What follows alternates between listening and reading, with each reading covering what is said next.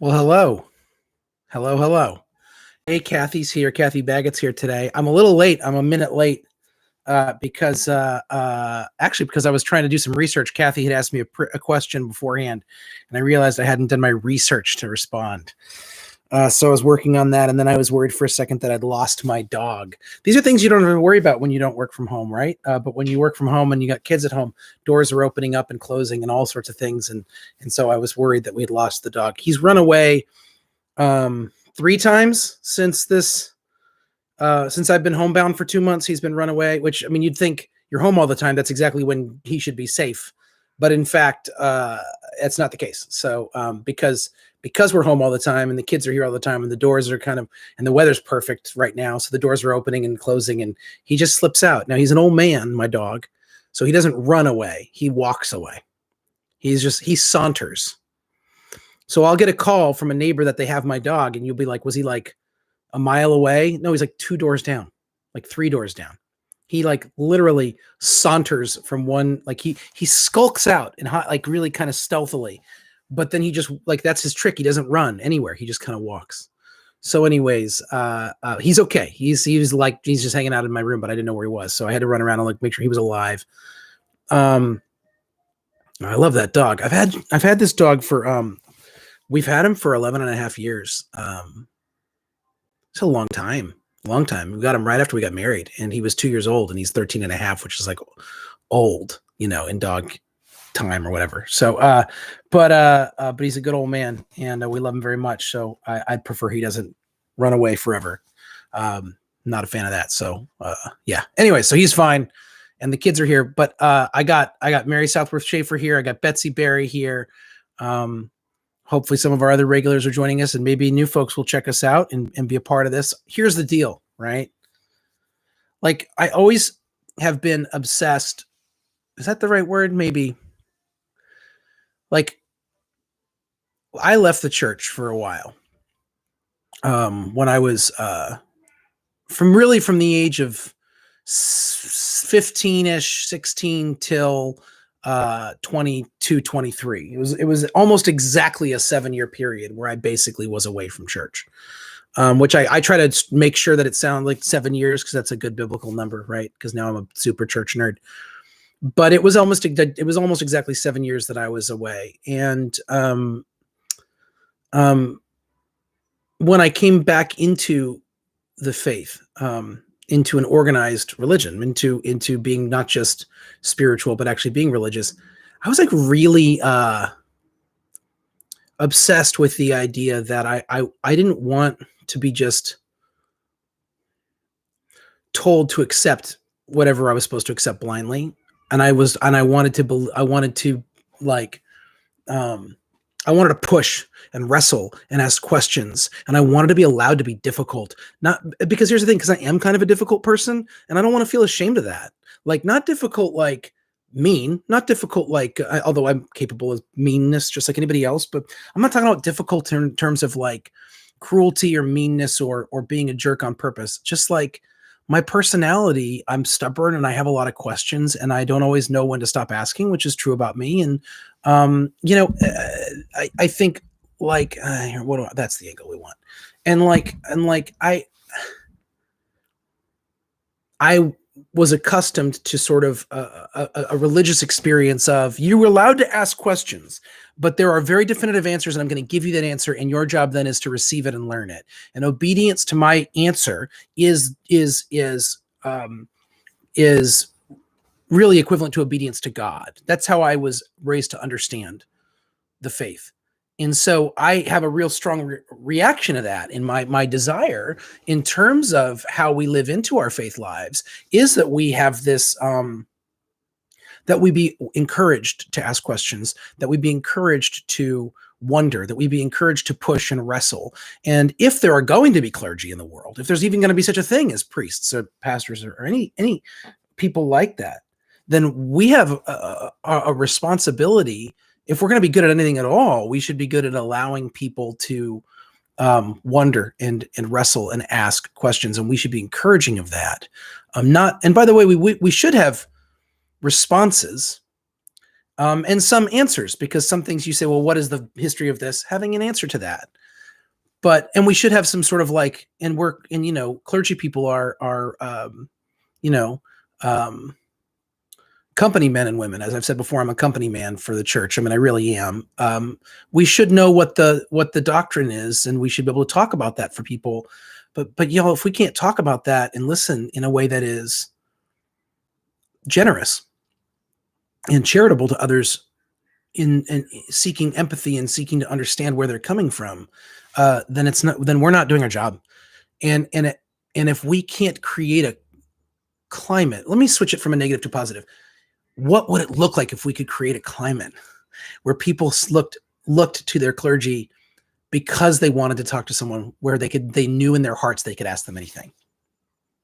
What if, when you had questions and hopes and desires for that went beyond, that required spiritual responses, that delved into the divine, and sort of you wanted to go deeper in your thinking than just the surface? And when you go to those places, what if your first thought was, man, I'd love to talk to my priest about that, instead of like, priest, why would anyone ask them, right? Like, what would it look like for us to build a culture of church people who were the ones that people wanted to ask questions, not because we were so certain in our answers, but because in our interactions between question and answer, there was such love, joy, searching, and honesty and authenticity, and true care for one another, that even if you disagreed, you're like, oh, man, I don't know if I buy it, but I just feel so cared for and loved, and I'm learning, and I'm searching, and I'm trying to figure myself. What if people were like, man, I got to go talk to a Christian about this because I need someone to help me really think it through. How badass would that be? Like, that's the kind of Christianity I'm interested in, which is the kind of Christianity Jesus practiced. When you look at the way that Jesus, I don't even need to wear these. I'm not sure I'm wearing these. When you look at the work, the way that Jesus lived in the world, as when Jesus was walking the earth, and as Jesus of Nazareth, and that sort of reality, like that event, it was always this really, like, it wasn't like pat answers, and it wasn't like people like wanted to hear more. And even when he said things that were frustrating, it oftentimes drew people in deeper in some ways. Imagine frustrating people in a way that make them want to know more, instead of just make them feel crappy about themselves, or like they better follow the rules or else, right? That is a faith that's interesting to me, and that is what I believe Jesus is about. So when we do this Ask a Priest thing, I really want to continue to develop this. Like, I don't think we'll just do this during quarantine time. I think we'll keep going. But I would really love for us to develop a team of people. We've already started to develop a group of people who come and do this, but to continue to develop that, and have not just people within our church, but definitely we want people within our church to be able to come here and check in with me and check in with each other, but also people outside of the church who have questions and who thought that no clergy person would actually bother answering them. So I'm hoping we're setting that up. And if you have questions, if you're with us right now and you're able to join the live chat, I hope that you will check in. And I hope that if you have any kinds of questions, thoughts, or concerns, that you have the gumption, the courage to put it out there. There's no question too simple for us, and there's no question that's inappropriate if it's asked with sincerity and thoughtfulness. Then we're fine, you know. To that end, our friend Kathy Baggett, my pal up in Columbus, asked a question, which is not of me but of my children, and I got 2 out of 3. Kathy, the one you wanted to hear from, the 3-year-old, has evaded me this morning, but I will check in with him. The chances are, now that I'm recording with you guys, the chances of one of them running in here and trying to ruin, I think is the right word, everything, chances are good. So hopefully we'll hear from Reed at some point. But I asked my other 2 children. Kathy Baggett said, ask your children what they think you should tell your friends about God and Jesus. So I said, so this is good. I have some good theology that's going to come out of this. You ready for the theological child wisdom? I said to Wesley first, my middle child, I said, hey, Wesley, what do you think I should tell people about Jesus? And he said, and he just like looked at me and he was like, that he's kind. First of all, like how beautiful, right? How beautiful that he's kind. And I think we want to know that Jesus is kind. I want to be clear that Jesus isn't always nice. And especially people in the Episcopal Church, because a lot of us have been taught to like not make waves and not cause troubles and try to be nice and try to put a good face on things, which we have essentially, most of us have just rejected and said, well, that's garbage. Then we want to make a point of saying, well, Jesus isn't always, Jesus wasn't always nice. That's true.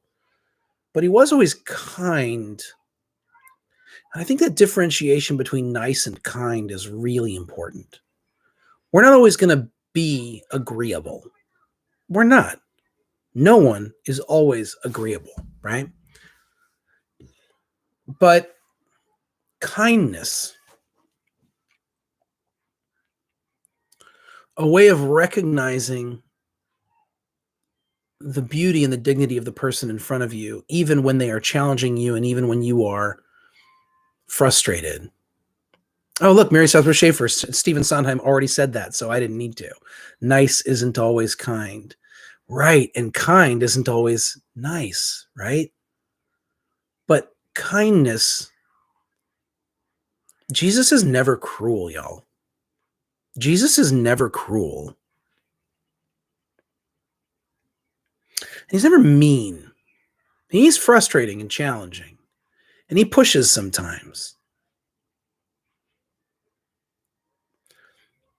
When you see Jesus angry, it's at people who are using their power to better themselves at the expense of others, and they're doing it in God's name. And we want to remember our Christian theology is that Jesus is God. So God's hanging out watching people use his name to do things to people that they shouldn't be doing.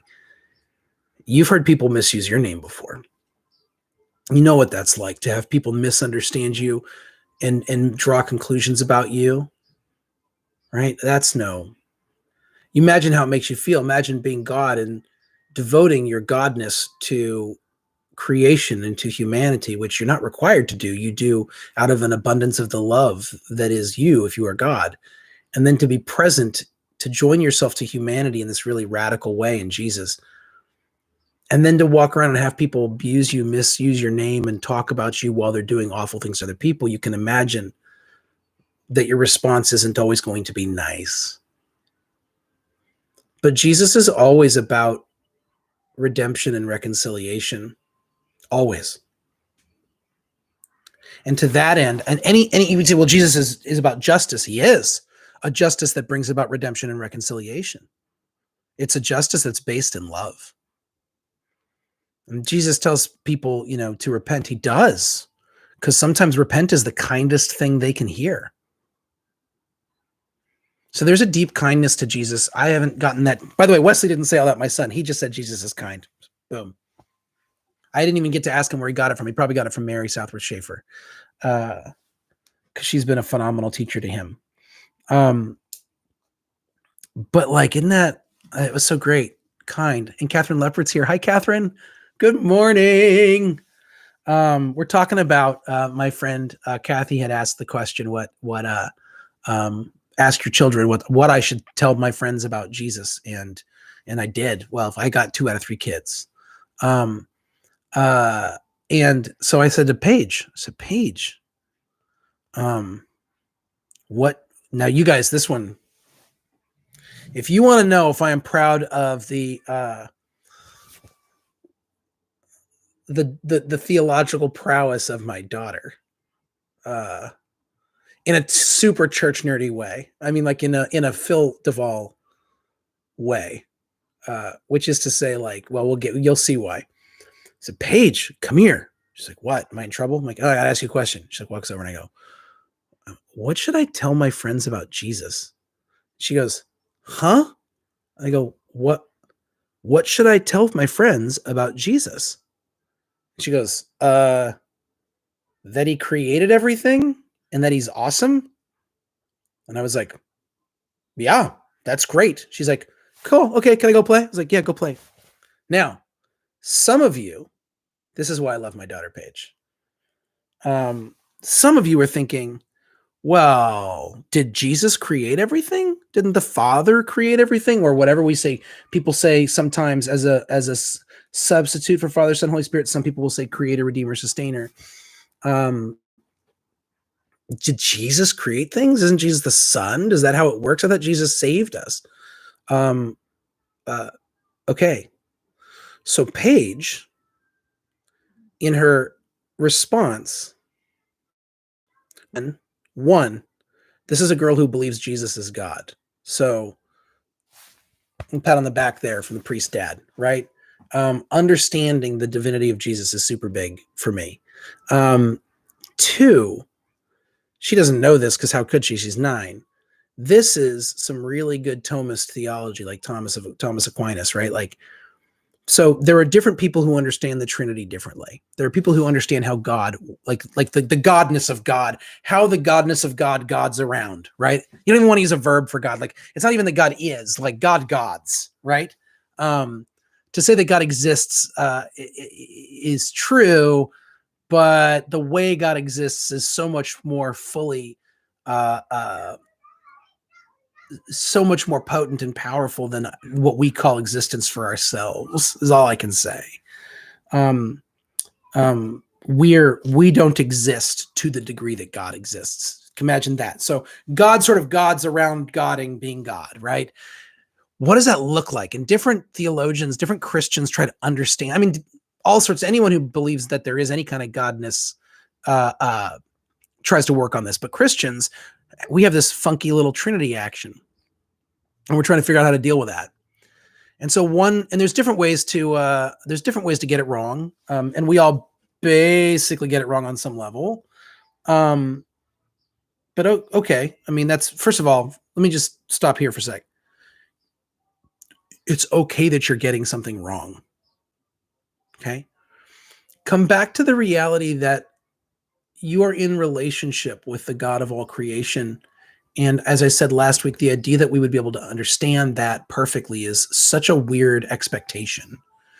You can't even understand the people, the normal human beings with whom you're in relationship. And you love them and they love you and it's real and you know each other and you still don't fully understand them. So to put the pressure on yourself to understand God, or to put the pressure on God to be understandable, it's like a really flattening out and ridiculous way to treat God. Okay. But you should be empowered to think about God and to try to figure stuff out. And if you do that, just like in relationships, you're going to be wrong sometimes. So what? So be wrong. Like, whatever. That's kind of how I feel about when people are like trying to understand something about God really deeply, and they're coming up with something that's like really beautiful, and like it might just be wrong. In certain aspects of it might be wrong. Okay. Like, can we look into the midst of that and figure out what the beauty is that they're searching for, and understand the need, the desire for connection with God, and respect and love that could be really cool. Also, when we can, and by the way, we could say like, well, here's why I disagree with you, or here's what I think might not work about that, without all burning each other at the stake, right? I think we can do that. There's something between not caring about any of it, or not really worrying or buying it, and burning people at the stake and going to war over it. We could find something in the middle, maybe not. Maybe that's all there is. So the Trinity. So Paige says Jesus created us and is awesome. Well, the awesome part's easy, right? Jesus is awesome, guys. Get on board. But Paige said Jesus created us. Is she correct? So I would posit that yes, Paige is correct. Jesus created us. Here's the deal. Thomas Aquinas argued, and he's not, again, you don't have to, like, just because Thomas said it doesn't mean you have to buy it. But check it out. His argument was that every member of the Trinity is present in some way in everything that God does. So in other words, God the Father isn't over here like doing one thing, while God the Son is over here doing another thing, and God the Holy Spirit is over here doing another thing, and then they like check in with each other. So what did you do? Like they have like a Holy Trinity dinner. Like, so what was your day like today? Oh, well, today you did, right? So and this is the trickiness about the Trinity, that even though there are these distinct persons within the Trinity still is one God. And if you're already like checked out because you're like, well, I got nothing to do with that. Okay, that's fine. The idea being that Jesus is present in creation. And if you look at if you follow the line, you go back to the first story of Genesis, the way that God creates us by speaking. And then as Christian theology is developed, we say that, Jesus is the Word of God. And the Word is what is used to create. So in some way, if you could understand the Son as the creative agent of the Father in some way, that the love of the Son is a creative love, and that we are made by God, means that the Son and the Holy Spirit, the Father, the Son, and the Holy Spirit are all present in that creative act. Now, if you want to go, yeah, but like how? Like what's the division of labor? Dude, I don't know. Like that's there. Even me, I mean, even for as nerdy as I get, I'm like, there's the story. It's like communion. Like, is Jesus present? Yep. Like in the bread. Uh-huh. In the wine. Uh-huh. What's the bread is his body. Yep. And the wine is his blood. Yeah. Well, like how? I don't know. Well, but like, do you believe that like in transubstantiation or consubstantiation? I'm like, no, I don't know, man. Like, I'm trying to receive the body of Christ here. Like, you can go do science experiments on the body and blood later. I'm just trying to experience relationship with God in communion here by the power of Jesus present in communion.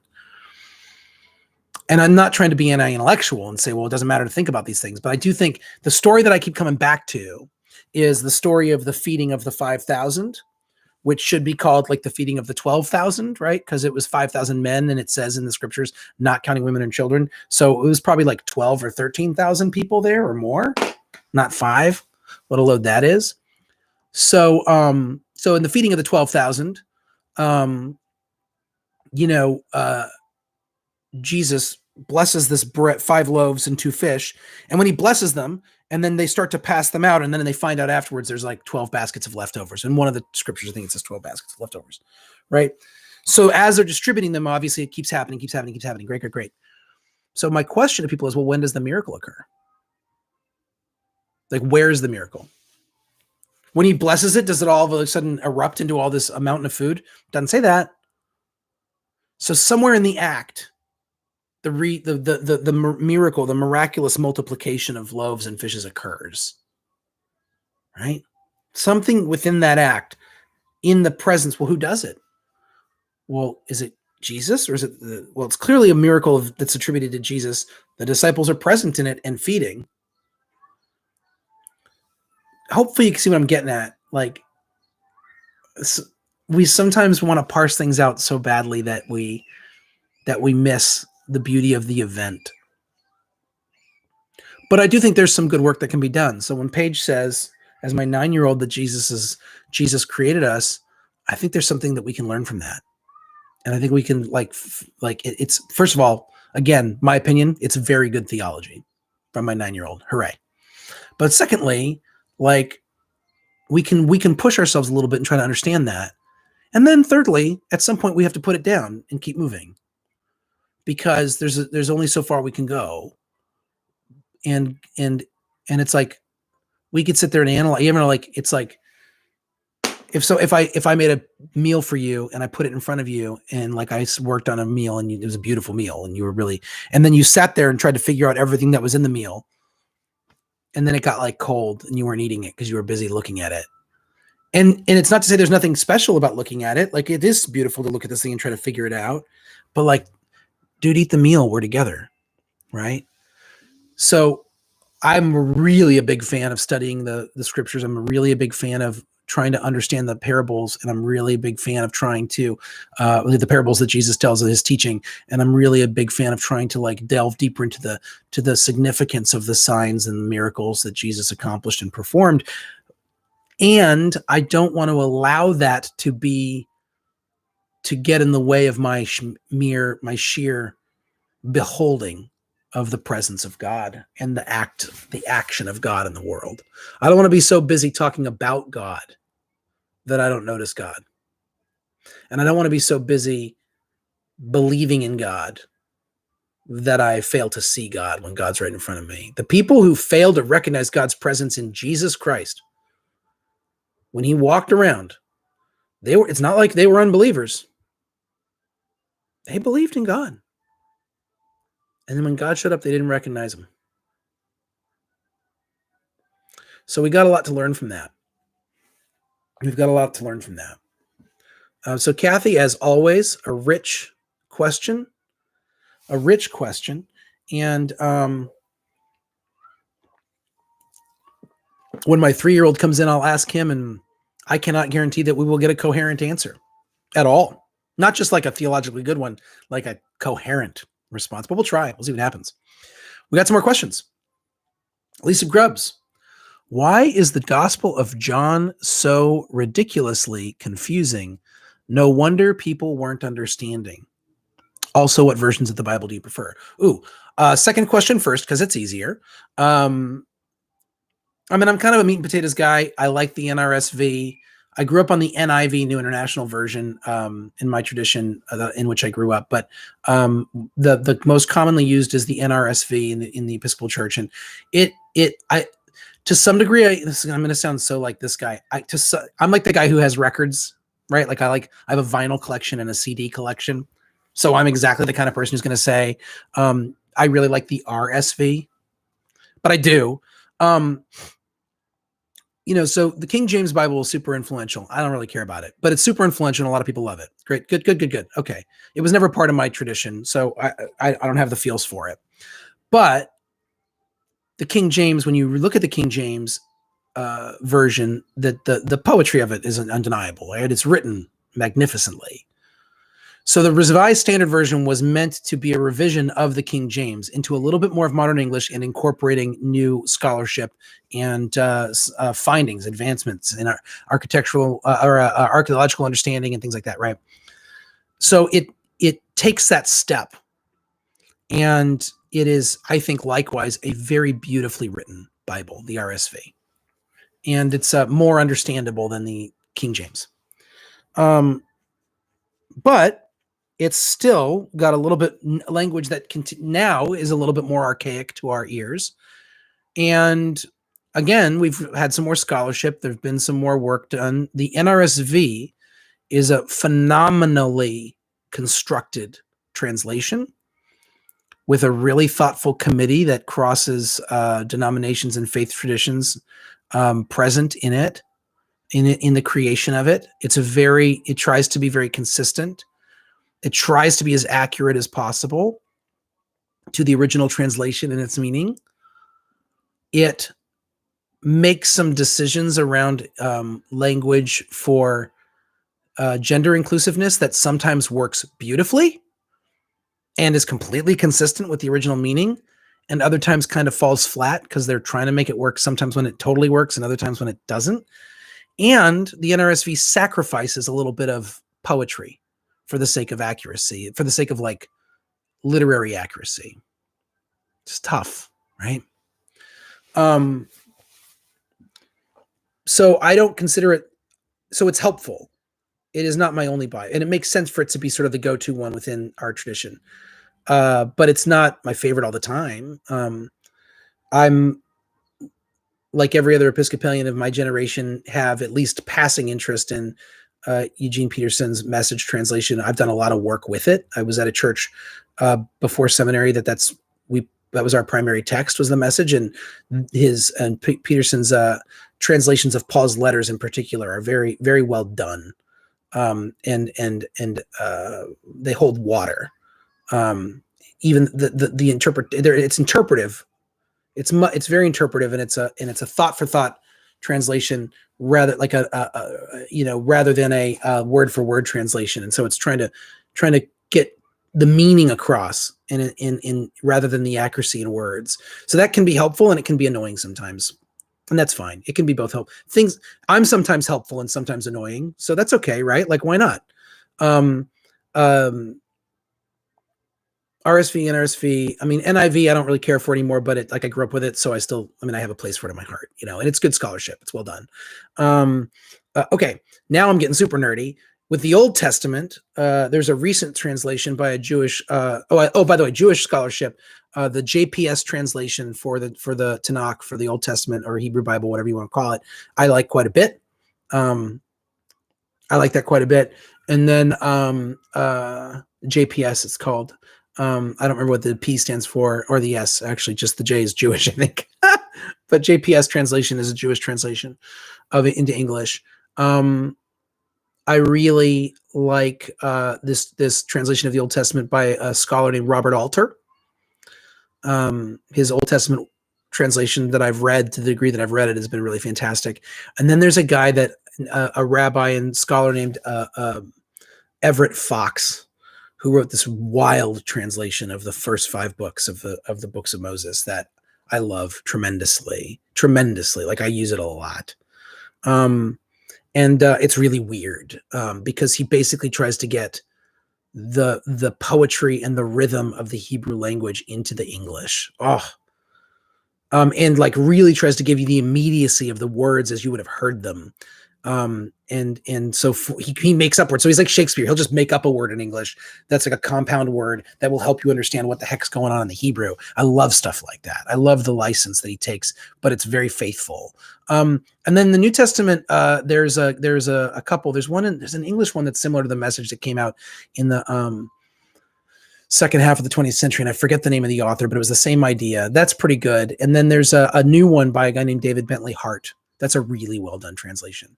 I also, because I'm a big nerd, when I look at commentaries, a lot of times the commentator will have their own translation in that, and that can be really powerful too. So as you can see, I'm like a super Bible nerd. Well, I don't know if I'm good at it, but I'm not like super like I'm amazing, but like super like I'm really I love the Bible, and I love like looking at these different translations. This is important for you to know this part.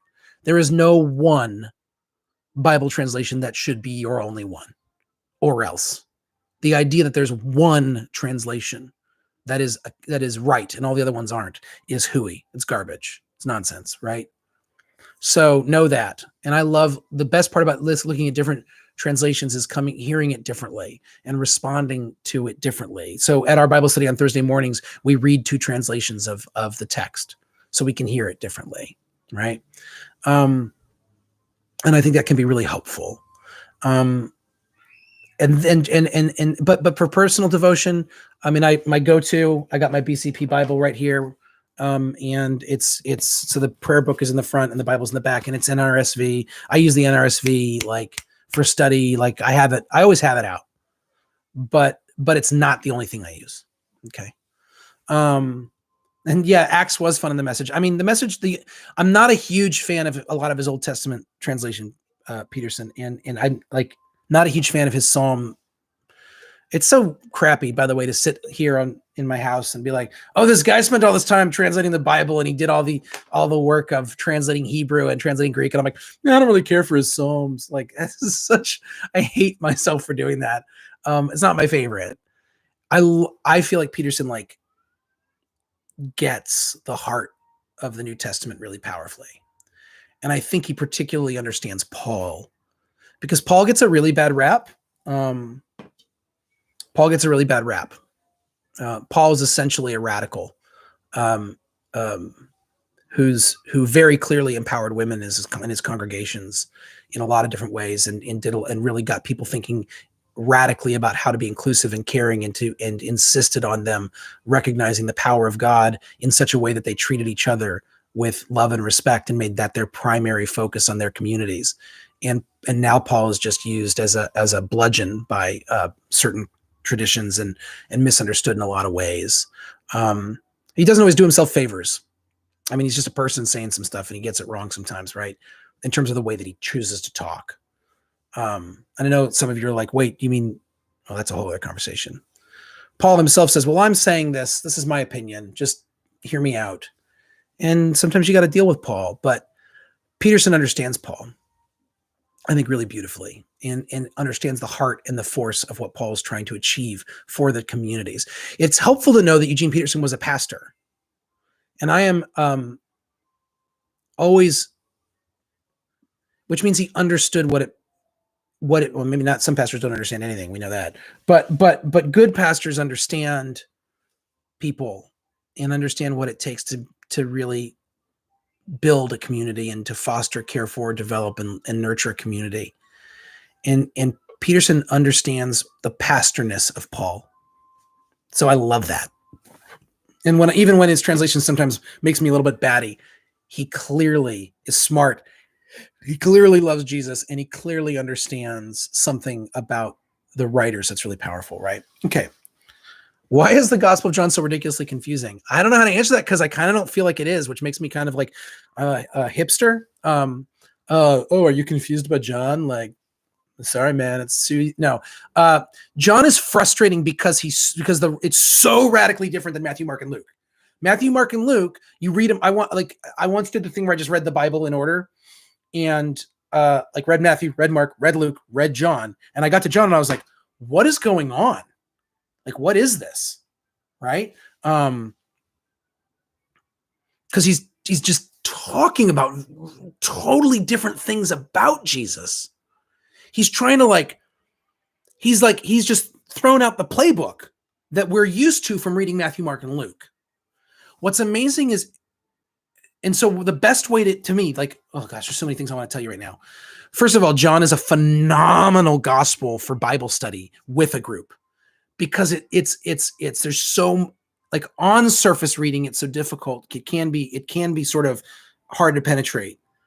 But if you hang with it and hang with it in dialogue, it pops open, what's, some people would say a flower, but I'll say those blooming onions at Outback Steakhouse, those gorgeous fried onions, right? It pops open into this glorious thing. I just compared the Gospel of John to Outback Steakhouse, so you're welcome. But John is trying to open our minds to the radical nature of Jesus' presence on earth and the immediacy of God. Now, what I mean by that is when you look at Matthew, Mark, and Luke, the way they talk about the judgment, God's judgment, which we got to, come on, we're not going to be afraid of this. Or if you are going to be afraid, but move forward with me anyway. There is, from time immemorial in the Jewish tradition and then the Christian tradition, the idea that God is going to make things right. This is one of the primary purposes of the religious faith for Jews and then Christians, was and is this idea that one, there's a God, and two, that God is going to make things right. And what they came to understand this as the day of judgment, because the word judgment is not about penalizing people. It's not about people in black robes deciding who goes to jail. That's our shallow understanding of judgment. Judgment is what is correct and the making right of things. The reconciliation is the judgment, the putting things in their right place, right? So for Matthew, Mark, and Luke, Jesus talks about that judgment that's going to happen in the second coming later, when the Son of Man comes in lo, he comes on clouds descending, etc. Right? Cool. Awesome. Great. The way John talks about judgment is that Jesus' presence is the judgment of God, that Jesus is accomplishing God's purposes now, the Father's purposes now. And the way that people respond to God when God is in their presence is God's judgment. Now hang with me for a sec.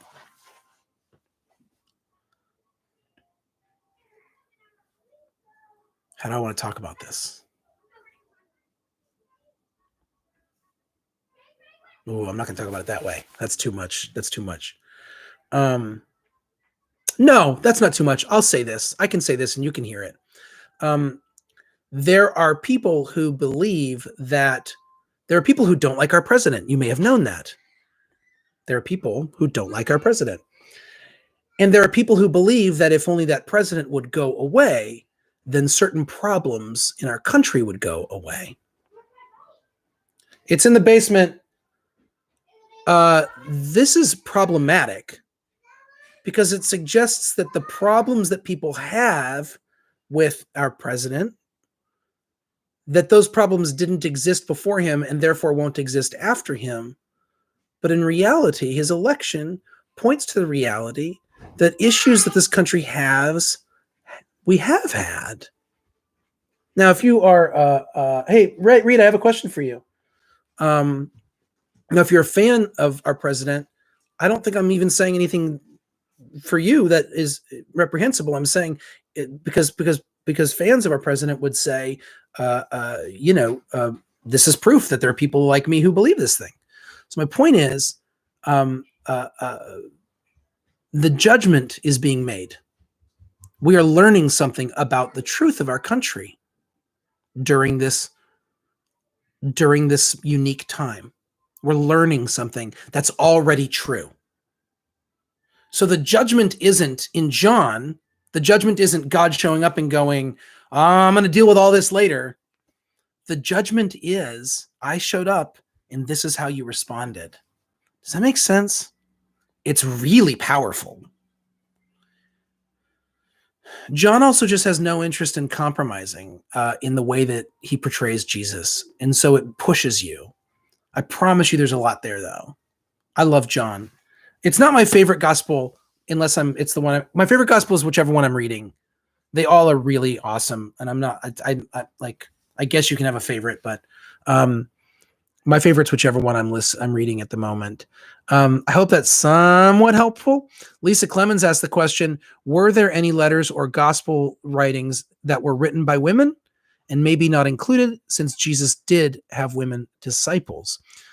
I don't have clear knowledge of writings from the first century or early second century, which is all that's included in our scriptures, that were written by women. Jesus did have female disciples. It's very clear based on at least one or two of Paul's letters that there were women who ran house churches.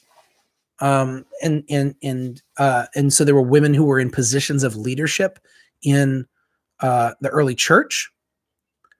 And yet, if any of the writers were women, they either didn't identify themselves at all, or they identified themselves as male. Now, the simple answer would be like, nah, no, Lisa, nope. But frankly, that's too definitive because there's a lot we don't know. For instance, we're at a place now in our scholarship where we would bet good money, most of us. Some of us would not, but most people would bet most Christians who pay attention to this sort of thing would bet good money that not all of Paul's letters were written by Paul. What? Is this lying and cheating? Nope. This is a very well accepted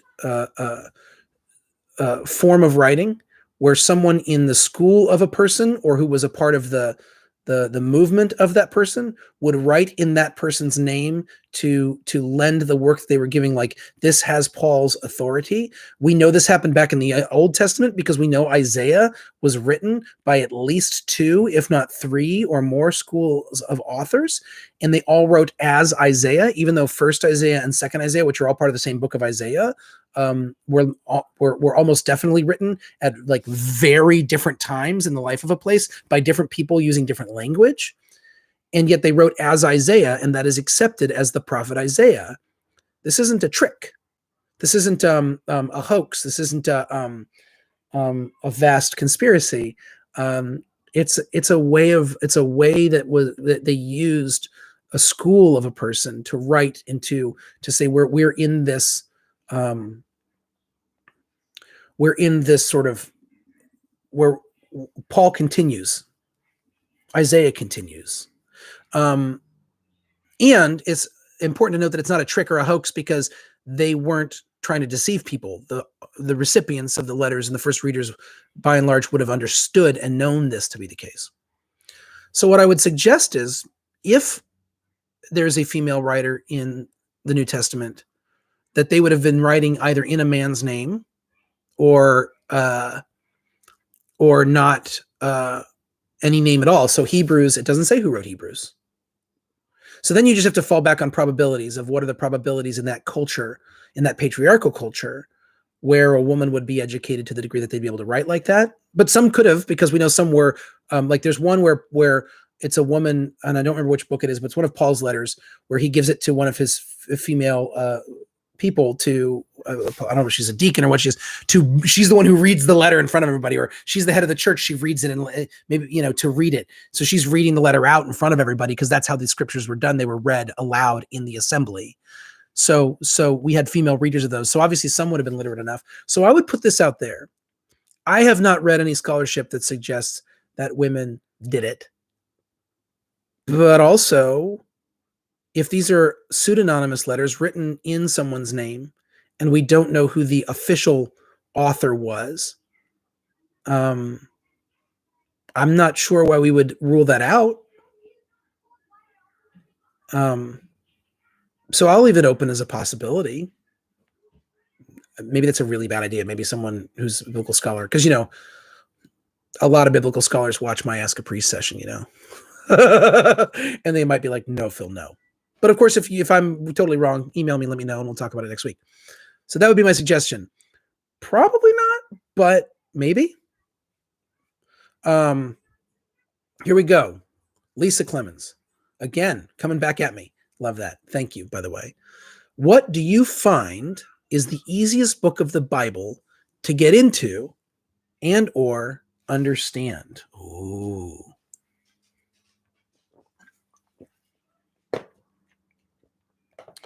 Revelation. Nah, I'm just kidding. Okay, so this is tricky, because to some degree, all of them need work. Remember, the most recently written one is about 2,000 years old. Maybe 1980 years or something. The most recently written one. In another culture, in another time, in another place, in a way that, long ago in a galaxy far, far away sort of thing. Hey, bud.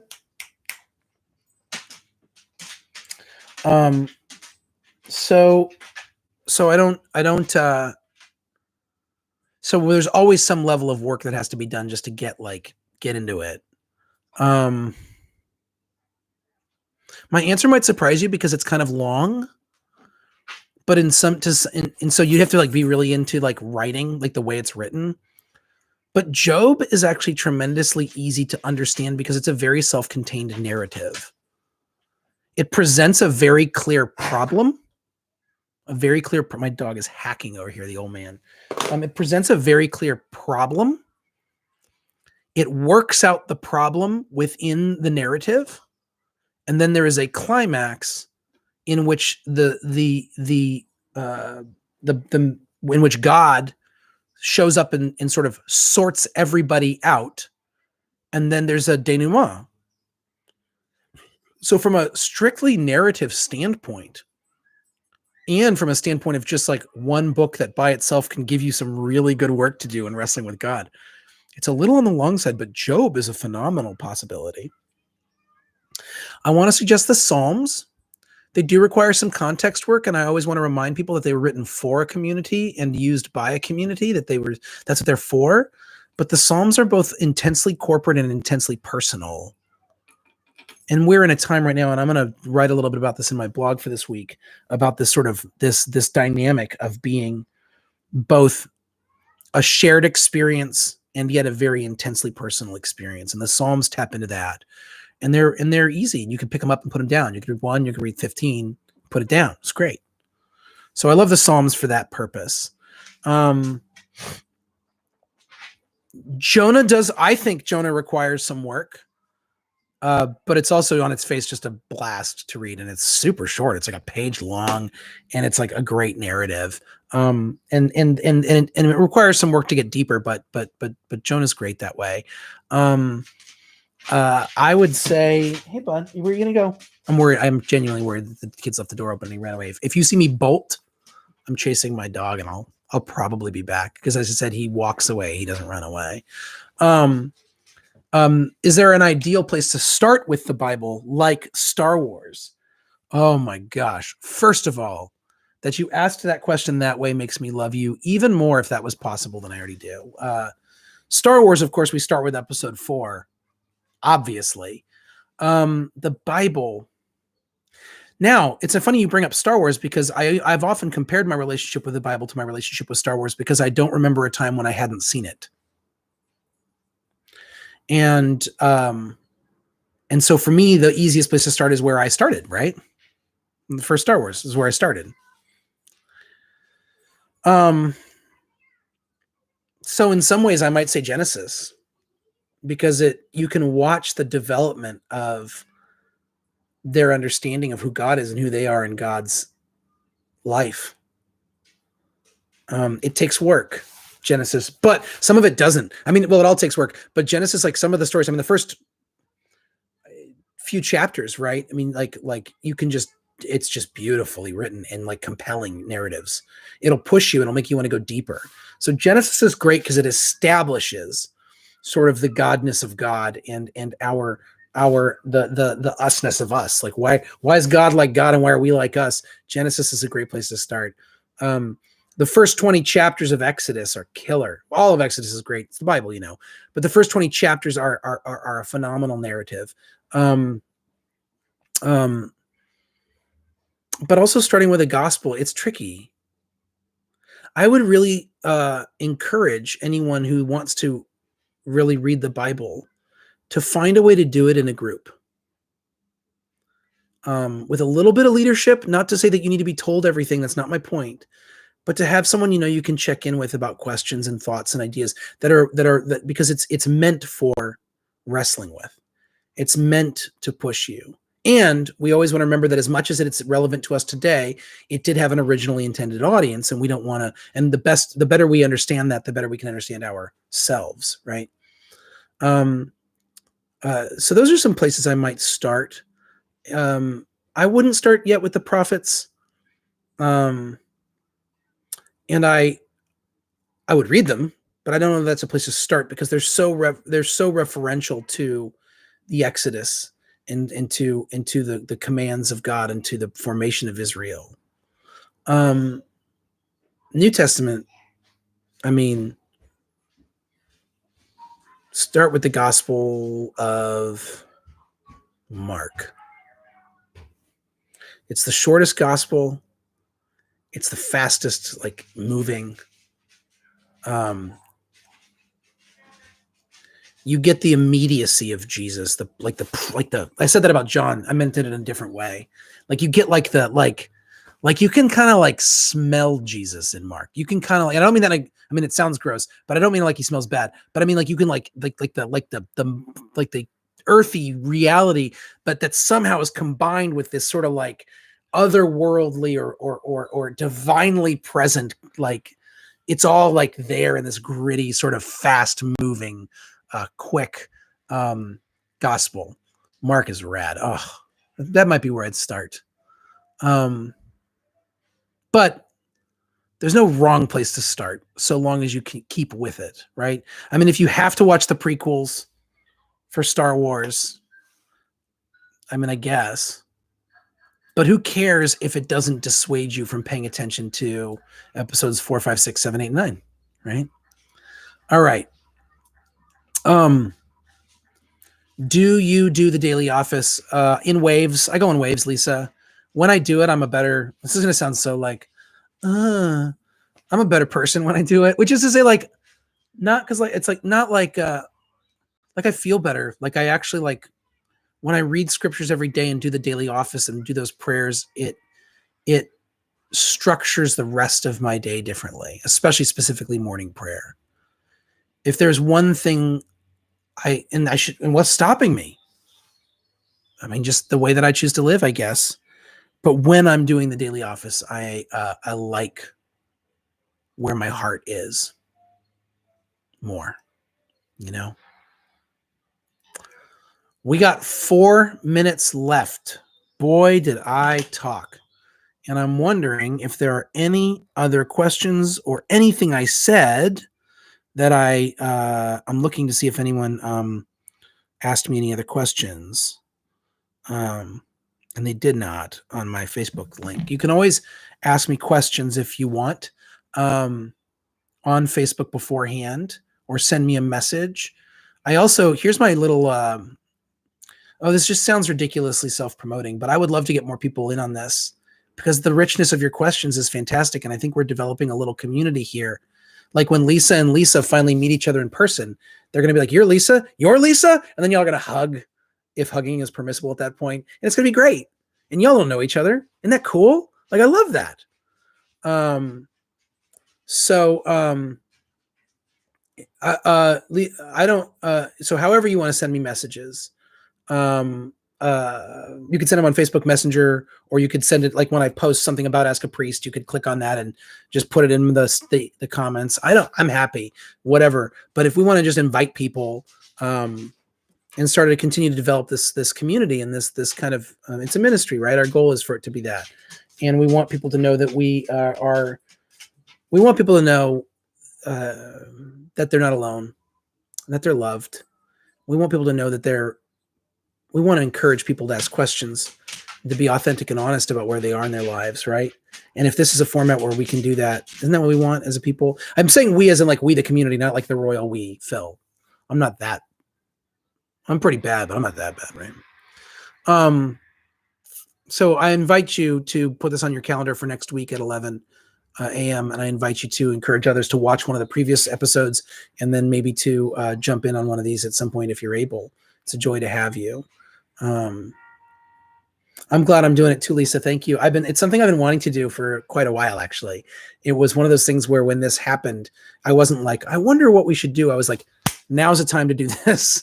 So to that end, this has been one of the things that I've been wondering when and how we would be able to institute something like this into the church, the ministries of the Church of the Redeemer. And now we're doing this, and I'm really grateful for that.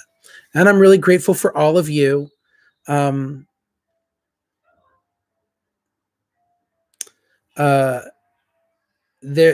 favorite singer alive is Gillian Welch, and not by a little bit. I love her so much that it's a little embarrassing to talk about. She's an immensely gifted singer, songwriter, musician, and her partner David Rawlings, with whom she works and has worked consistently throughout her career, is a gift. The two of them are amazing. And she posted this song that she did 10, 20 years ago called Happy Mother's Day, that she just made a song called Happy Mother's Day and sang it to her mom over the answering machine. Her mom was in California and she was in Nashville or something. So I listened to that this week. I listened to Happy Mother's Day by Gillian Welch. And that was really great. So you should check that out. I have been listening to a lot of James Brown this week. There's a box set of his called Star Time, which is 4 or 5 discs, and it's amazing. Where's Reed? Reed, come here. Not yet. Oh, okay. Reed, come here. I got to talk to you. Love you, Dad. Bye. Love you too. And I've been listening to Dylan's got a new album coming out in June, and he put out a couple of new songs. One of them is called False Prophet, and he's singing it today. I know that you want to, and we're going to go outside in just a minute, but I needed your help with something. I've been listening to some Regina Spektor and little Lou Reed. They're going to go on their bikes, so you can go outside, but you got to wait for me and just give me a minute, and we're going to do a thing. Hey, Reed, what should I tell my friends about Jesus? God.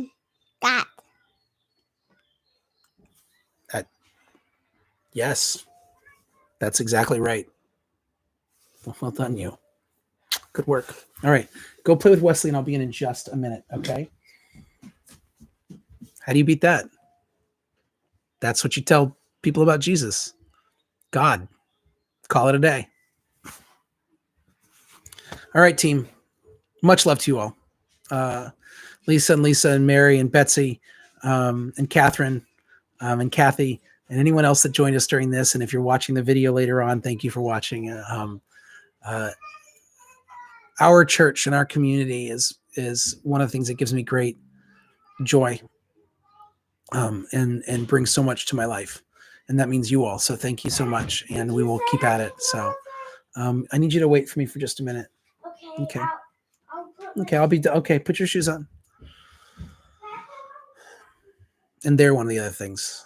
I mean, they're the best, right? All right. I love you all. I'll see you all soon. We'll do this again next week. And I hope that you'll join us for online worship throughout the week and on Sunday. Check us out and spread the word. All right. Bye now.